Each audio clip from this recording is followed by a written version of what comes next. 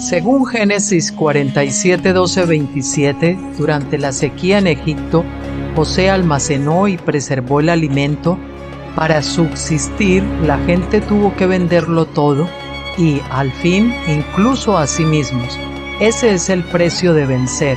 Así es en este tiempo del fin, donde conseguir el alimento para entrar al reino y conquistar nuestra tierra, que es Cristo, formado en nosotros, nos costará renunciar a todo, incluso a nuestra propia vida. Pero a cambio de nuestro todo, tendremos su todo y reinaremos con él. Con ustedes, José.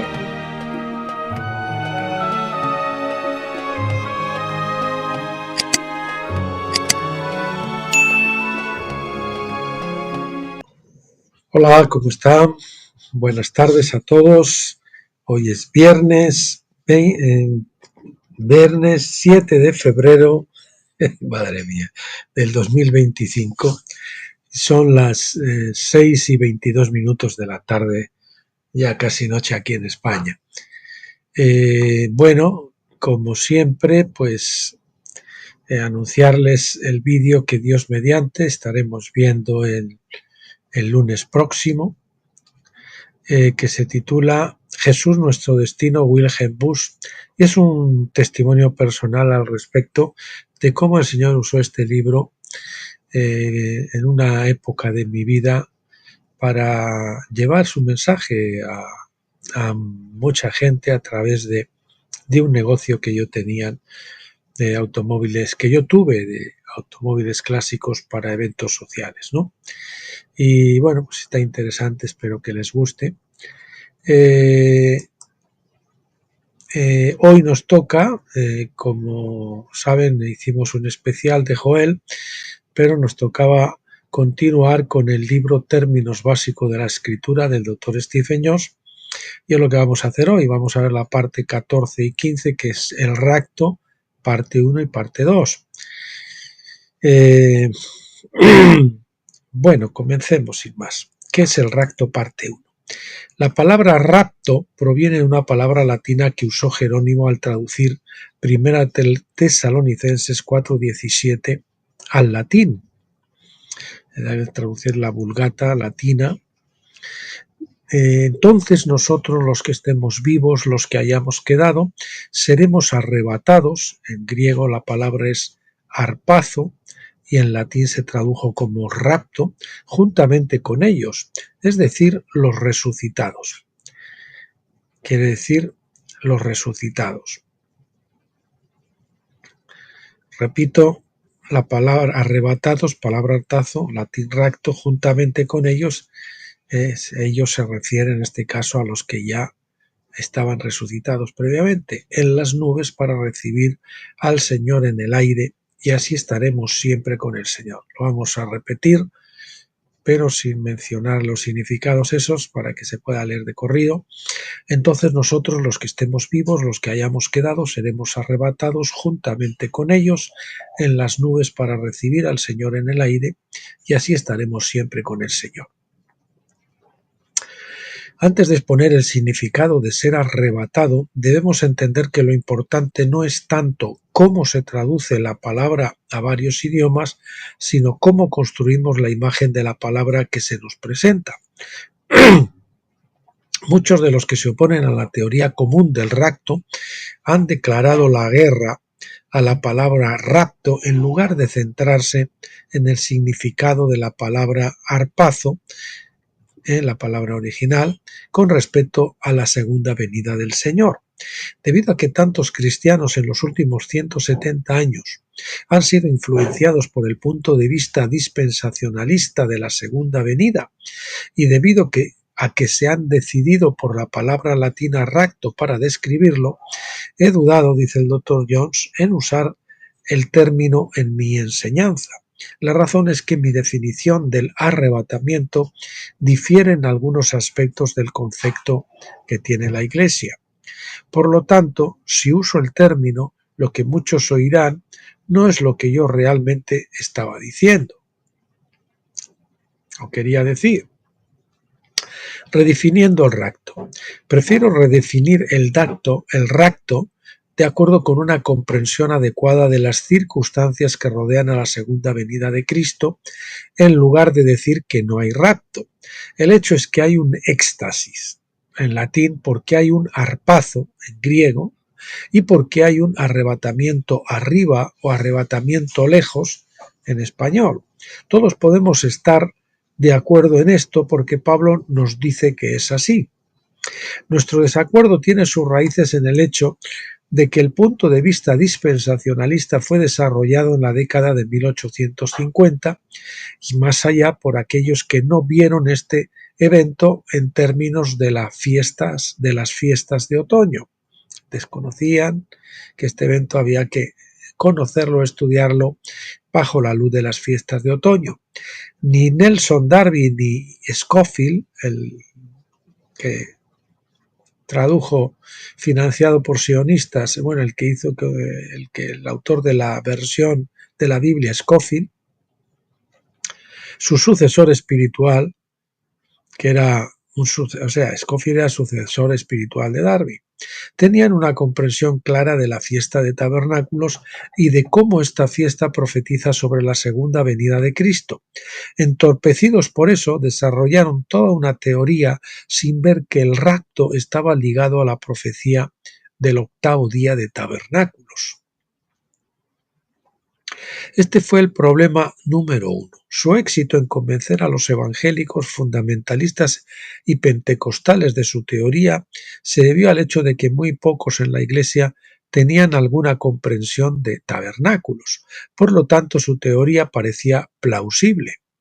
Antes de la década de 1950 era prácticamente desconocido que las fiestas de primavera, Pascua, es decir, de Pascua a Pentecostés, profetizaban de la primera venida u obra de Cristo, primera venida y obra, ¿no?, de Cristo, mientras que las fiestas de otoño, trompetas, que va de trompetas a tabernáculos, pasando por expiación, profetizaban de la segunda venida, obra de Cristo.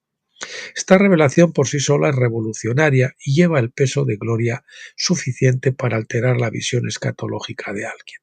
Siempre hemos dicho, y muchas veces además, que las fiestas hay que verlas, la escatología hay que verla desde el punto de vista de las fiestas de otoño, porque ahí hay unas leyes que nos dicen cómo van a suceder esas fiestas, y entonces la escatología que no se basa en eso, pues lógicamente se demuestra errónea.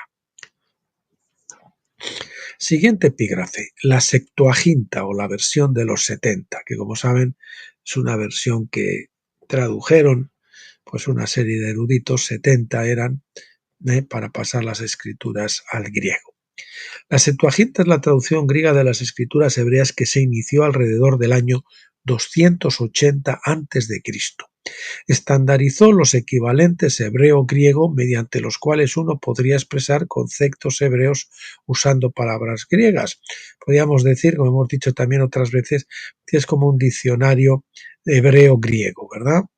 Por lo tanto, cuando Pablo utilizó la palabra griega harpazo en 1 Tesalonicenses 4:17, debemos ver cómo se empleó la palabra en la Septuaginta, ya que esto nos dará una descripción adecuada de ella.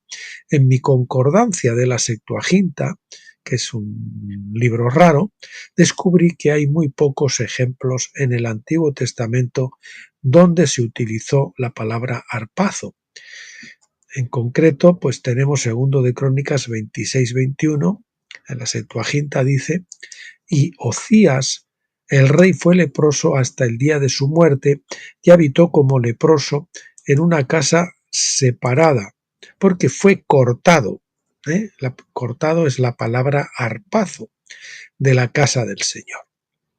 En otras palabras, Ocías o Ucías, que es lo mismo, esa también se le conocía por el nombre de Ucías, siendo leproso, fue separado de los demás en este caso porque se decía que estaba inmundo, pero en el ejemplo más positivo de Pablo en 1 Tesalonicenses 4:17, son los creyentes los que son separados de los demás cuando son arrebatados para estar con el Señor. Son arrebatados o cortados de los demás para estar con el Señor. Arpazo viene de jaireo, o con H, jaireo. Elegir, tomar para uno mismo, preferir, eso es lo que quiere decir jaireo.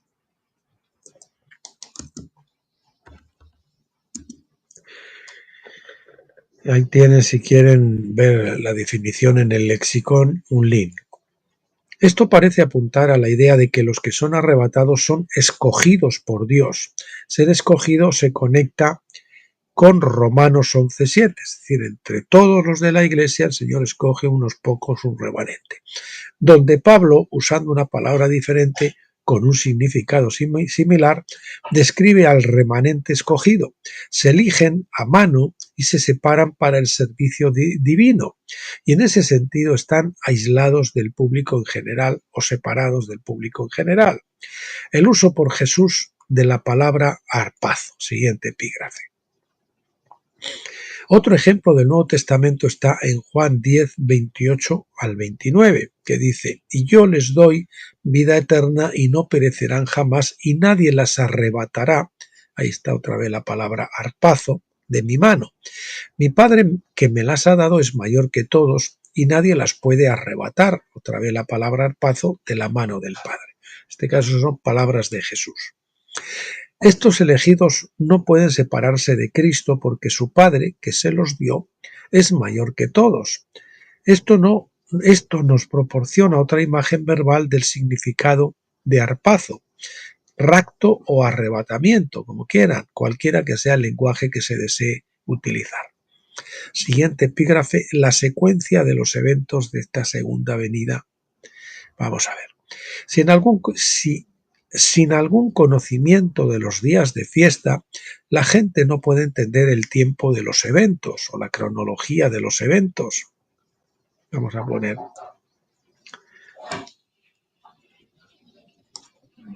la cronología de los eventos, porque los días de fiesta en sí nos brindan la revelación del tiempo.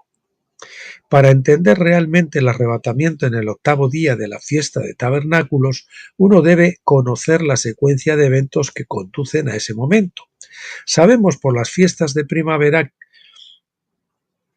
que se profetizó que la muerte de Cristo en la cruz ocurriría en la fiesta de la Pascua.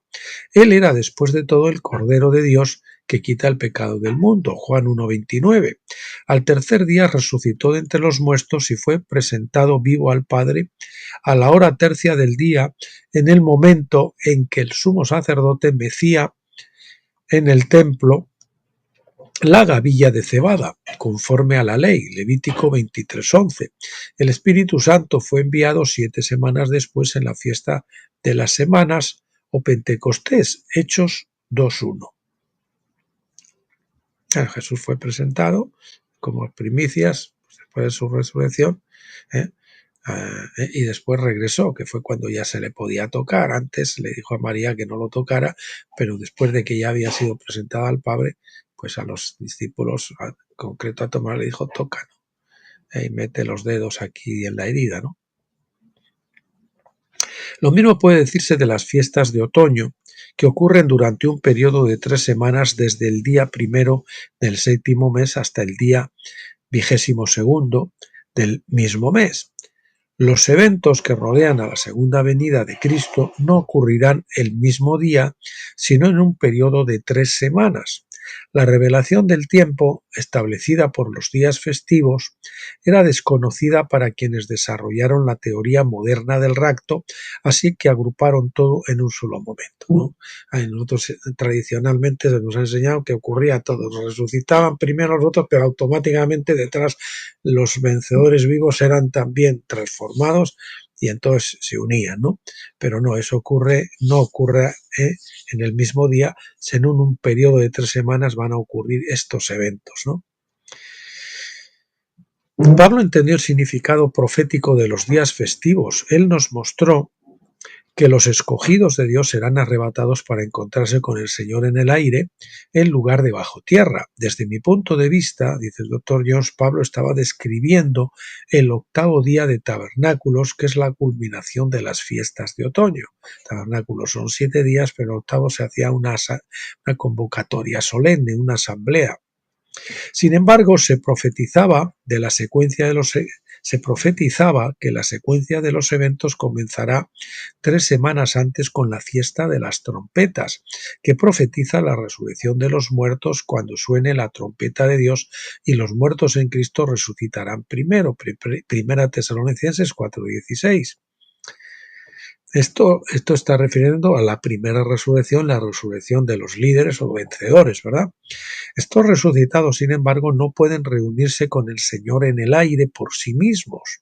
Deben esperar hasta que los vencedores vivientes sean transformados y unidos con ellos para poder encontrarse con Cristo como un cuerpo completo y cabeza y cuerpo, ser presentados al Padre, el Hijo varón completo con la cabeza. Estos vencedores serán resucitados de entre los muertos primero, dice Pablo. Pablo estaba dando el orden de los acontecimientos y él no pretendía decirnos que todo sucedería al mismo tiempo. 2 semanas después de la resurrección de los muertos, 2 semanas después, ocurrirá también en este tiempo, 2 semanas después de que haya ocurrido la primera resurrección, en el primer día de la fiesta de tabernáculos, los vencedores vivientes serán transformados de mortales a inmortales y de corruptibles a incorruptibles. 1 Corintios 15, 51 al 52. Cuando los vencedores vivientes compartan la misma calidad de vida e inmortalidad que los santos resucitados recibieron antes en la fiesta de las trompetas, entonces los dos grupos juntos estarán verdaderamente unidos como un solo cuerpo. En ese momento, lo único que faltará será la cabeza, que es Cristo.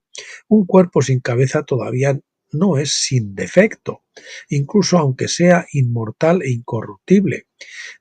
El propósito de la venida de Cristo es hacer que este cuerpo sea elegible para ser presentado sin mancha. El Hijo de Dios es la cabeza, los hijos de Dios forman el cuerpo. Cristo es el sumo sacerdote, los hijos de Dios, sus hijos, son los sacerdotes de Dios y de Cristo. Apocalipsis 26.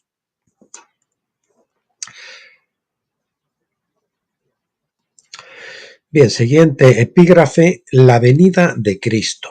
Solo hay un pasaje en las Escrituras que registra donde Jesús celebró la fiesta de tabernáculos. Se encuentra en el 7º capítulo de Juan. La historia comienza en Juan 7:2, que dice: estaba cerca la fiesta de los judíos, la fiesta de las cabañas o tabernáculos. Luego se nos dice que Jesús envió a sus discípulos delante de él a Jerusalén.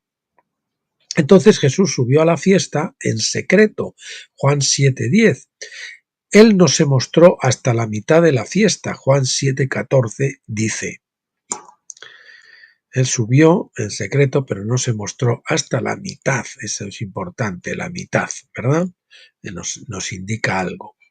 Pero cuando ya era la mitad de la fiesta, Jesús subió al templo y comenzó a enseñar.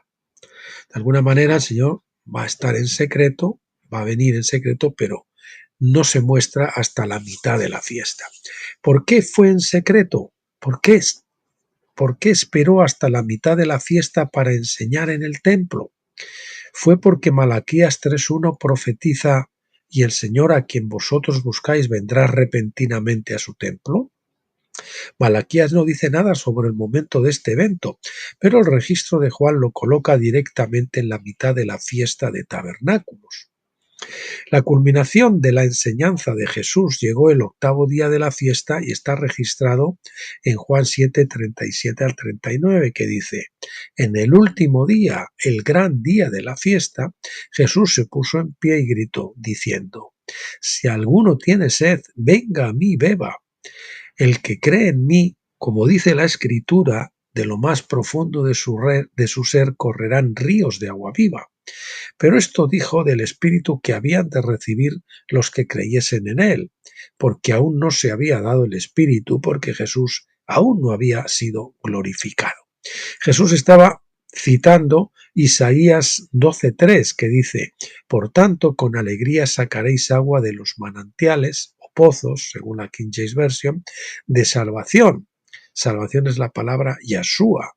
Yahshua pues hace referencia a Jesús. Sacaréis agua de los manantiales de Jesús, ¿verdad? Yahshua. La palabra hebrea traducida a salvación es Yahshua, que es el nombre hebreo de Jesús que traducimos el nombre hebreo de Jesús que traducimos al español como Jesús. Jesús interpretó la profecía de Isaías aplicándola a sí mismo, Yahshua.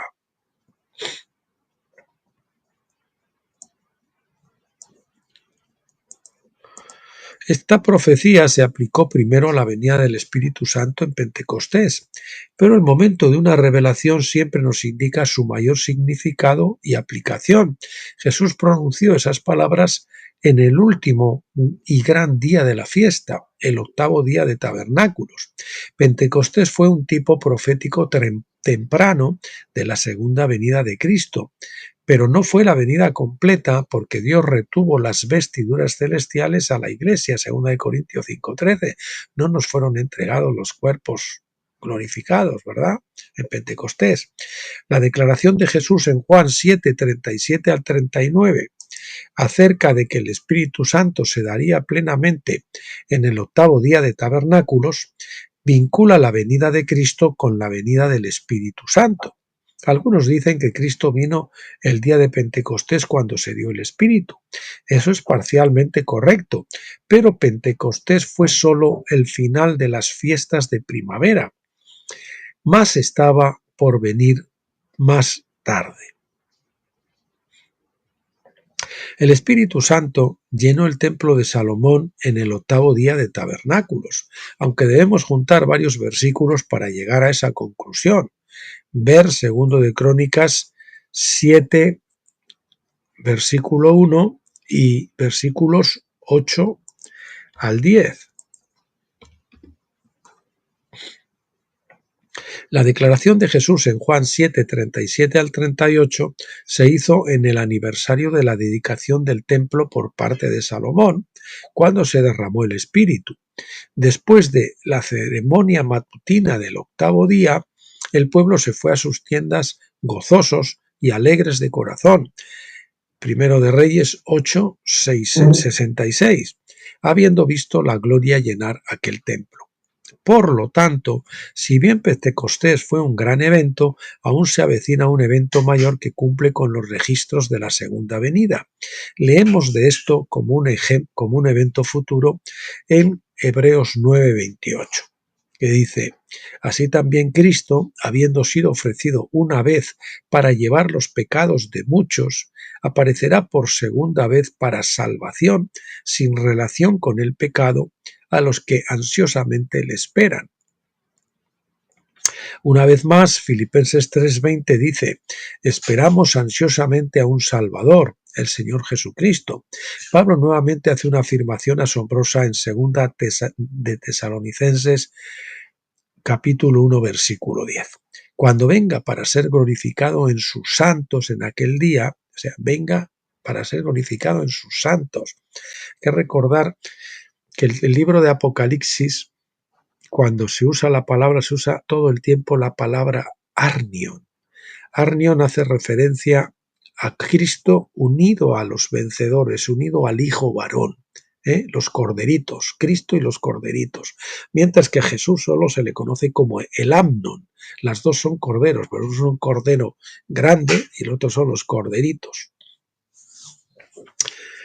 Decíamos el versículo de cuando venga para ser glorificado en sus santos en aquel día y para ser admirado entre todos los que han creído, porque nuestro testimonio que os hemos dado ha sido creído. Así que el Apocalipsis es la revelación de Cristo con sus vencedores, el Cristo unido, cuerpo y cabeza. Si pensaba que la gente estuvo asombrada por la aparición pentecostal de Cristo en la forma del Espíritu Santo, al ver todas las señales y prodigios que se manifestaban, espere a ver cómo la gente se maravillará de esos santos que estarán delante de ellos con sus vestiduras celestiales, completamente glorificados por el poder del Espíritu. Este será el comienzo del mayor tiempo de evangelización mundial que el mundo haya conocido jamás. Imagínese, vencedores glorificados pululando por todo el mundo. Cristos vivientes, ¿verdad? No uno, sino muchos. La venida de Cristo parece estar programada para la mitad de la fiesta de tabernáculos en algún año desconocido. Esperamos que va a ser muy pronto, ¿verdad? Tal vez para allá el 2030 y tantos. Vamos a ver. Eso se está barajando por mucha gente. Pero el rapto real es un evento final para el octavo día de tabernáculos, el último gran día de la fiesta. Discutiremos ese tema en la parte 2.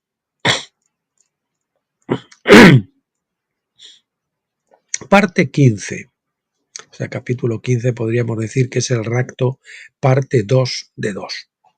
Uno de los propósitos de la venida de Cristo es restaurar la cabeza sobre el cuerpo de Cristo, para que el cuerpo completo sea presentado al Padre. Cuando Cristo se presentó al Padre después de su resurrección, fue para cumplir la ofrenda de la gavilla mecida al día siguiente del sábado, Levítico 23:11. Pero esto era parte de la secuencia de las fiestas de primavera. Hay un segundo cumplimiento profetizado en las fiestas de otoño, en las que el cuerpo de Cristo, o los hijos de Dios, es decir, los vencedores, serán presentados al Padre junto con la cabeza. Entonces, la cabeza debe unirse al cuerpo antes de esta presentación de los hijos. Por lo tanto, vemos que en Juan 7:14 como Jesús vino a su templo a la mitad de la fiesta de tabernáculos y luego profetizó del Espíritu en el octavo día, el último gran día de la fiesta. Sus palabras apuntaban a la glorificación del templo de Salomón 1000 años antes en el mismo día, pero también profetizaban de un evento futuro que estaba más allá de Pentecostés. O sea que, recuerden, tenemos en la fiesta de las trompetas de algún año, va a ocurrir la resurrección de los vencedores que hayan fallecido. Después, 2 semanas más tarde, en el primer día de la fiesta de tabernáculos, los vencedores vivos son transformados, son cambiados, reciben el cuerpo glorificado y se unen con los vencedores, formando un solo cuerpo, ¿no?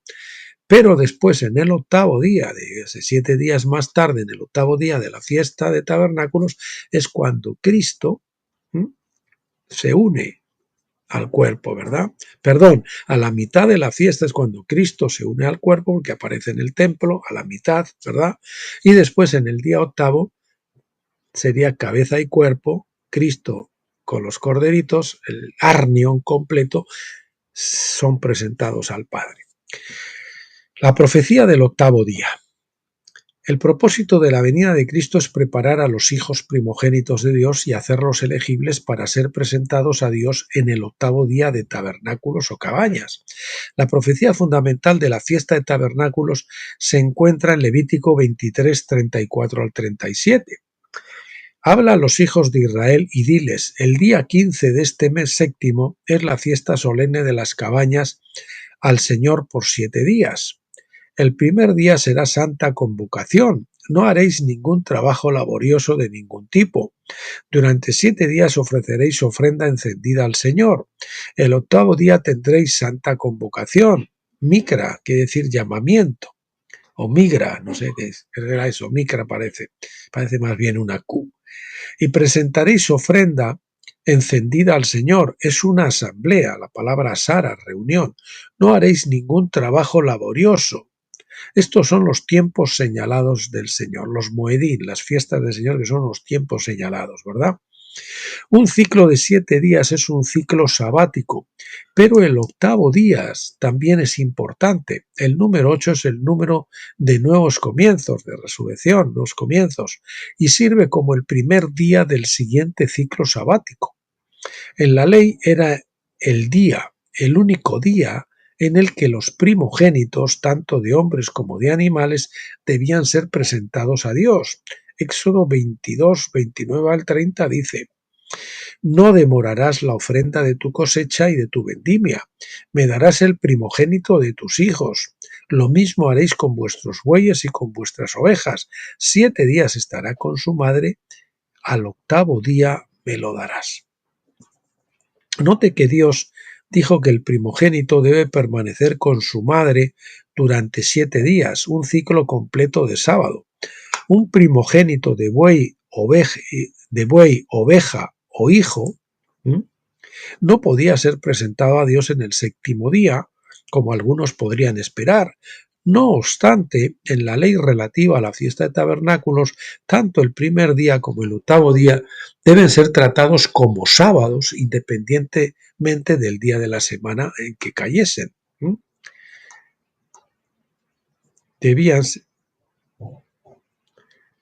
ser tratados independientemente del tiempo de la semana en que caían.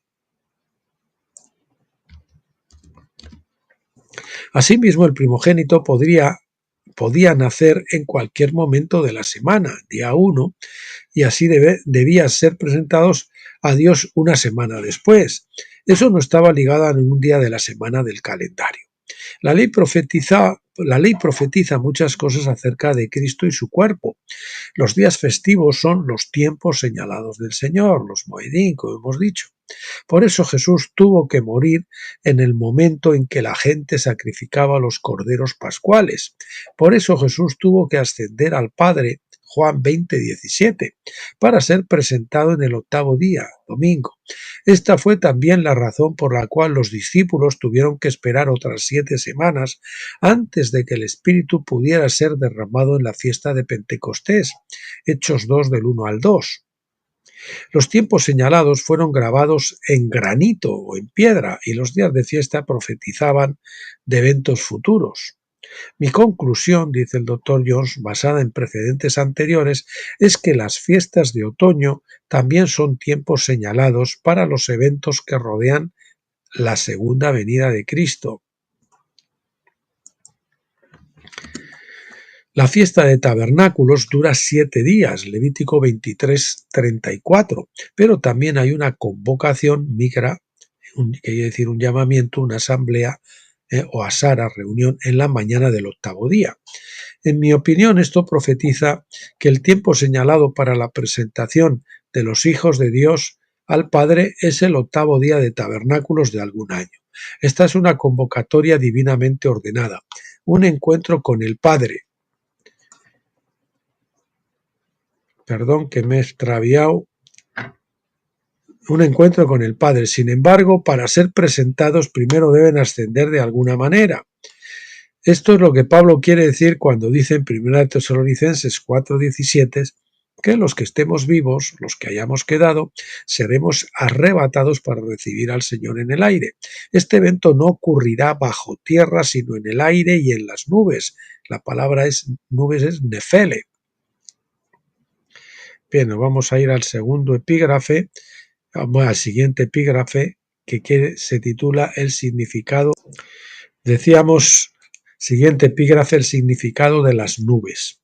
Estamos acostumbrados a pensar en las nubes demasiado literalmente sin considerar un significado más profundo del término.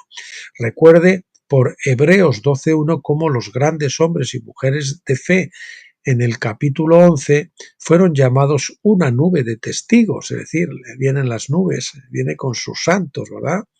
Ese es el asunto. Aunque el autor usa el término griego nefos en lugar de nefele, la imagen de la palabra denota tanto una nube como una multitud. Una multitud de vencedores. Así como las nubes cambian de forma a medida que se mueven por el cielo, también las multitudes en ebullición cambian de forma a medida que avanzan por las calles o por los campos. Asimismo, Dios habló desde una nube, Mateo 15:5, y vino en una nube, Éxodo 19:9, Mateo 24:30, Mateo 26:64, Apocalipsis 1:7. Las nubes servían para velar la gloria de Dios, así como la carne de Cristo velaba la gloria que había en él, Hebreos 10, 20. El lugar santísimo fue velado con este mismo propósito. El Apocalipsis, libro de Apocalipsis, es literalmente la revelación de Jesucristo. Esa revelación está asociada con las nubes, porque he aquí viene con las nubes. Apocalipsis 1:7. Esto a su vez es una referencia a la venida del Hijo del Hombre con las nubes del cielo, en Daniel 7:13.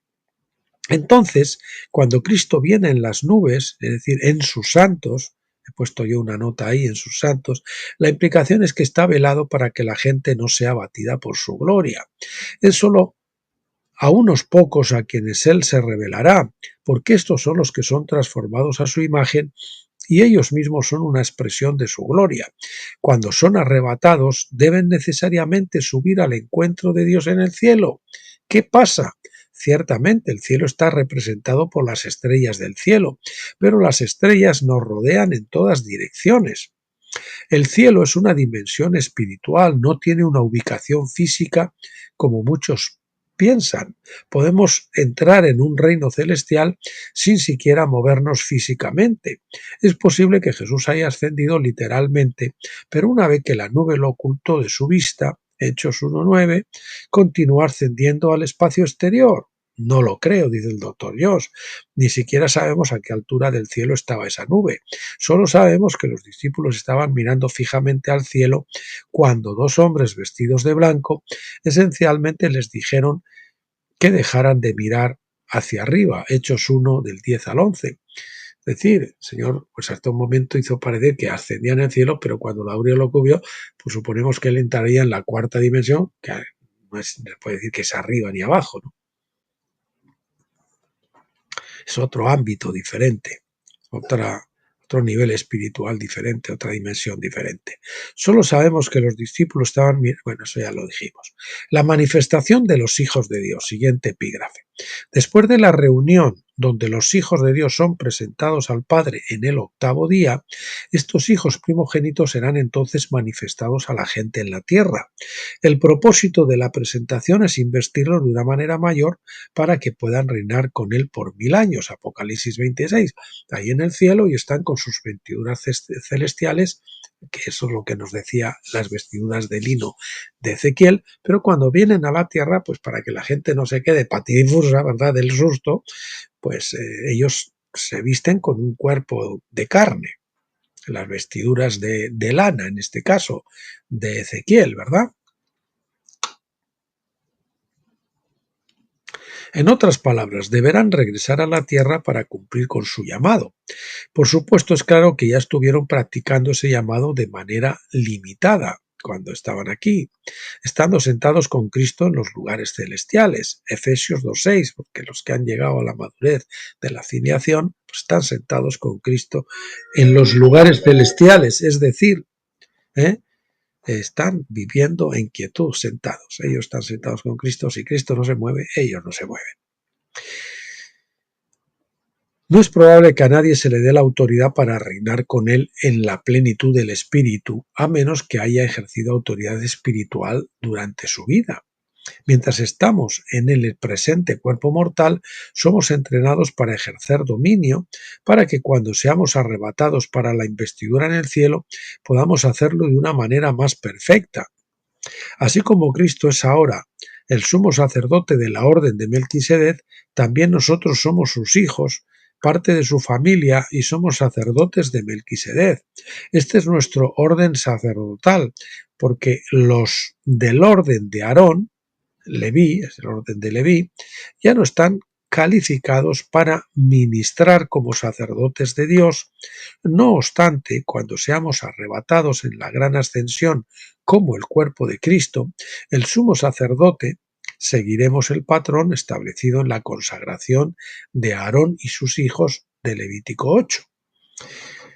Levítico 8:35 dice: Además estaréis 7 días a la entrada de la tienda de reunión, día y noche, y guardaréis la ordenanza del Señor para que no muráis, porque así se me ha mandado.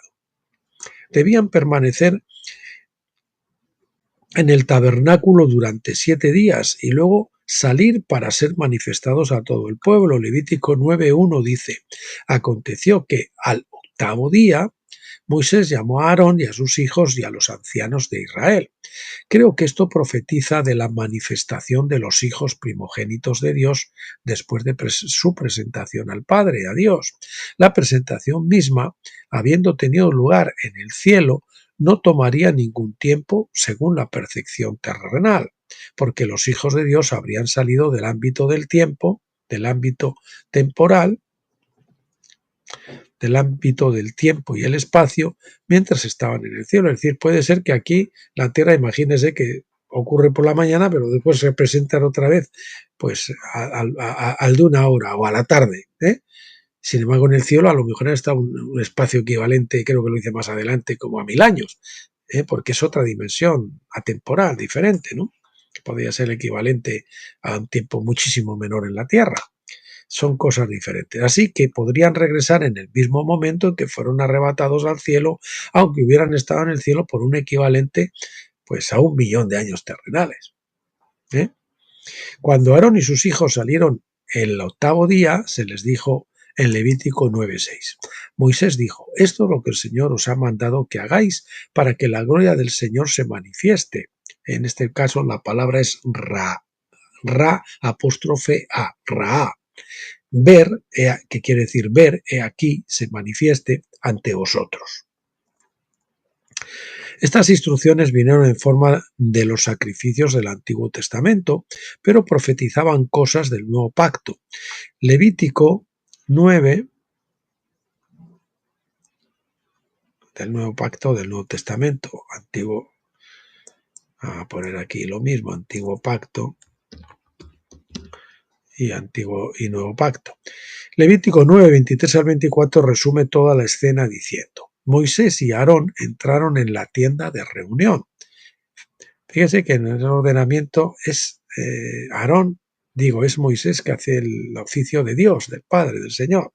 Cuando salieron y bendijeron al pueblo, la gloria del Señor apareció. Ahí está otra vez la palabra Ra, es decir, se manifestó a todo el pueblo.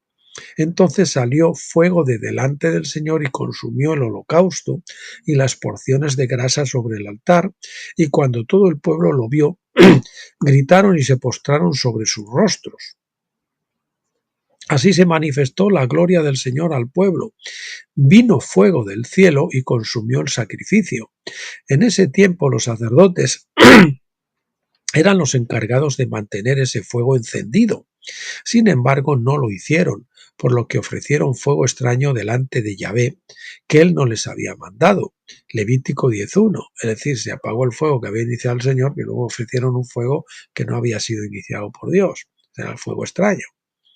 El único fuego que es verdaderamente aceptable al Señor es la gloria de Dios que viene del cielo. En mi opinión, dice el Dr. Jones, esto habla proféticamente de los hijos primogénitos de Dios, que son los vencedores. El hijo varón, teniendo la gloria de Dios y manifestándose al pueblo. Esto es lo que, teniendo la gloria de Dios y manifestándose al pueblo. Estos sacerdotes de Melquisedec no dejarán de mantener encendido ese fuego de gloria, porque ellos mismos tendrán cuerpos glorificados y su presencia permanecerá en la tierra durante la era de tabernáculos por venir. Esto es de lo que Pablo estaba diciendo en Romanos 8, del 18 al 19, que dice: porque considero que los sufrimientos de este tiempo presente no son dignos de ser comparados con la gloria que nos ha de ser revelada. Ahí es la palabra apocalipsis, quiere decir revelación, develación, manifestación. Porque el anhelo ardiente o ansioso de la creación es esperar con impaciencia la manifestación, otra vez Apocalipsis, de los hijos de Dios. Nuevamente esto es lo que Pablo estaba diciendo en segunda de Tesalonicenses 1:10, cuando venga para ser glorificado en sus santos. O sea, la venida de Cristo es la venida de sus santos también, ¿verdad? En aquel día, y para ser admirado entre todos los que han creído, porque nuestro testimonio que os hemos dado ha sido creído. Estos santos ministrarán en la tierra en la edad venidera, en el mayor tiempo de evangelización que el mundo jamás haya visto. Este es el contexto mayor del rapto. Este arrebatamiento tiene un tiempo señalado y está programado para un día de fiesta. Desde mi punto de vista, vendrá el octavo día de tabernáculos después de una serie de eventos previos que habrán comenzado 3 semanas antes con la resurrección en la fiesta de las trompetas. Estos santos serán arrebatados en el octavo día de tabernáculos y luego se convertirán en los hijos manifestados de Dios en el mismo octavo día, según el patrón de Levítico 9. ¿Podemos realmente saber ese momento? Por supuesto, cuando aquí dice, porque puede dar a confusión, ¿no? En la mitad de la fiesta es cuando Dios viene, en la primera mitad, antes de la mitad de la fiesta, en los primeros días de tabernáculo, Jesús está, pero está de una forma velada, ¿no? Y en el medio de la fiesta, Él se presenta en el templo, después viene el octavo día, y después viene la manifestación al Padre, o sea, la presentación al Padre y después la manifestación en la tierra. ¿Podemos realmente saber ese momento? Siguiente epígrafe. Por supuesto, uno siempre debe ser cauteloso con el tiempo. Los discípulos preguntaron sobre el tiempo en Hechos 1, del 6 al 7. Entonces, cuando se habían reunido, le preguntaban diciendo: Señor, ¿es en este momento que restaurarás el reino a Israel? Y él les dijo: no os toca a vosotros saber los tiempos o las sazones que el Padre ha fijado en su propia autoridad. Los discípulos no preguntaban por su regreso, sino por la restauración del reino a Israel. Un pasaje más importante está en Mateo 24, 42 y 44. Por tanto, estad alerta, porque no sabéis en qué día vendrá vuestro Señor. Puntos suspensivos. 44. Por eso también vosotros debéis estar preparados, porque el Hijo del Hombre viene a la hora que no penséis que vendrá. Jesús no explicó si estaba hablando específicamente de esos discípulos o si estaba incluyendo a personas de todos los tiempos futuros. Quizás los discípulos aún no habían descubierto las profecías de las fiestas de otoño porque todavía estaban enfocados en las fiestas de primavera. En cualquier caso, dejo para el lector decidir si mi visión de las fiestas de otoño es correcta o no. Solo puedo presentar lo que creo estar viendo en este momento. Más luz quizás pueda venir más tarde o más adelante. Al final dice, Dr. Jones, no tengo revelación sobre el año en que se cumplirán estas cosas. Oseas 6:2 dice, Él nos resucitará al tercer día.